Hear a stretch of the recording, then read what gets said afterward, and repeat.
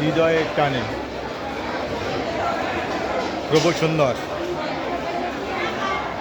শ্রীঅঙ্গন ফরিদপুর গুরুবাড়ি।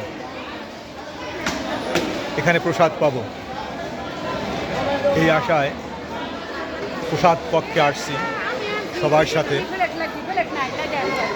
প্রসাদ পেলে হয়তো দেহ মন দুটোই একসাথে পবিত্র হবে।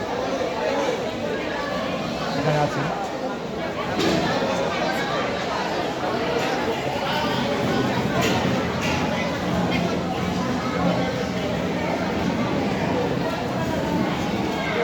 সাথে আমার কলিগ বাবু পরশুদিন বাগচি।